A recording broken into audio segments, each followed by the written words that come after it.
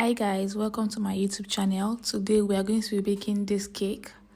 So in a bowl I added 500 grams of butter or margarine, whatever this is called, because I get confused. I added 500 grams of this into a bowl, half cup of sugar, then I used my hand mixer to mix this.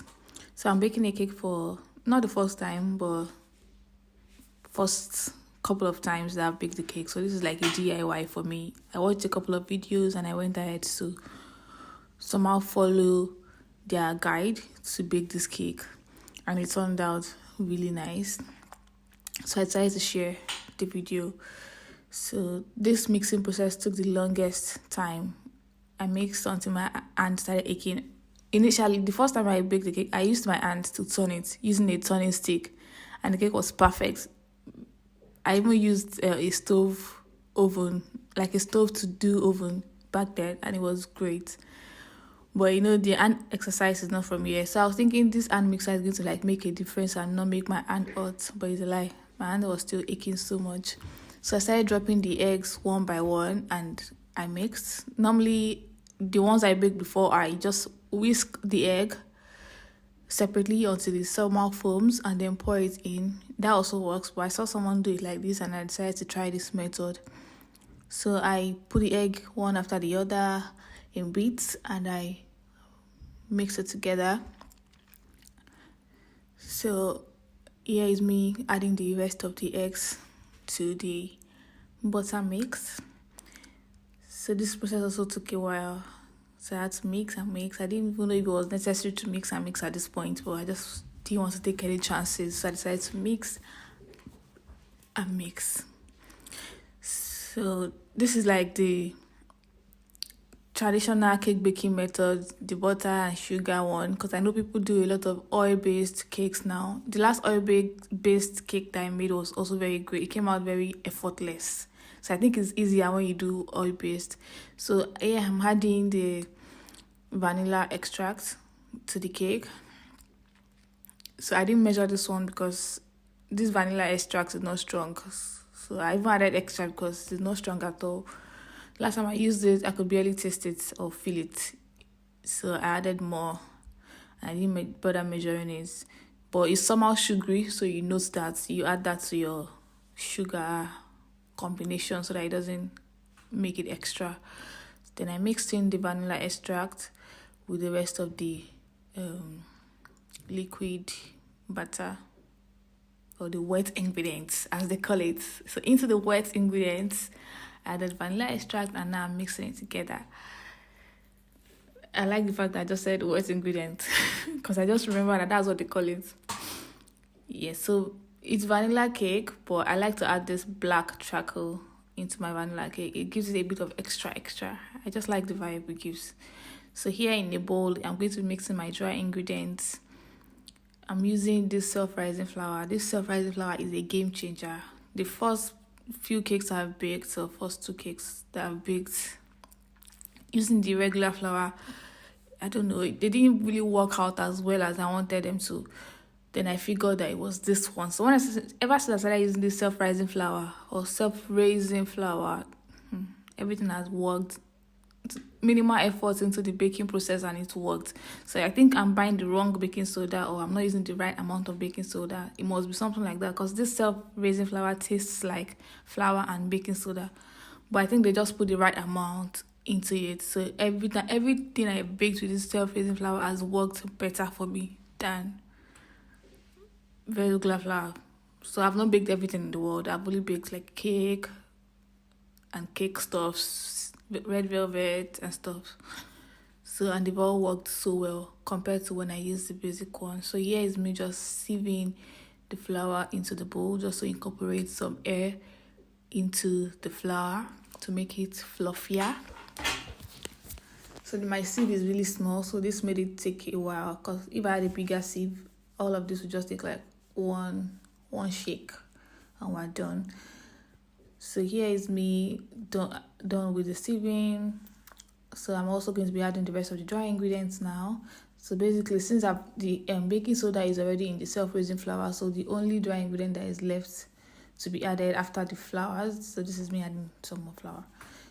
It's going to be nutmeg. So in a moment, I'm going to be adding my nutmeg now. So I really like nutmeg. I really like the flavor it gives. I kill my puff with nutmeg. I kill my buns with nutmeg. I kill my meat pie with nutmeg. I'm just a nutmeg girl. Everywhere I go, I'm always like trying to buy nutmeg. I don't like to run out of nutmeg at all. So trying to clean the space because it's important. And then here comes my fave, nutmeg. Yes, so I'm going to be adding some ground nutmeg into this mix. I didn't measure it because I just want nutmeg. I just want the taste. So I'll just add as much as I feel will be necessary. I ever have to open it like, no, I need to pour you in. So if you don't like nutmeg like me, please skip. Then some people use cinnamon instead of nutmeg. I don't like the smell of cinnamon. I really wanted to like it because people used to say cinnamon this, cinnamon that. So I went ahead to buy it thinking I was going to also love it. No. I didn't like it at all. I didn't like the smell. I've never even used it before. Ever since I bought it, opened it and smelled it, I just knew that this thing was going to go in the trash. But it has health benefits too, so I might want to close my eyes and taste it once in a while. So here I've added the nutmeg in, so I would just need to mix my dry ingredients together. So if butter you're not using is not salty, if it's not salted, then you can just add a pinch of salt at this point, or some pinches of salt. But here I'm using salted butter, so there was no need for that. And this also was enough. It tasted okay because at times when there's not enough salt in cake, taste doesn't come out really good. So the salt does a lot in cakes.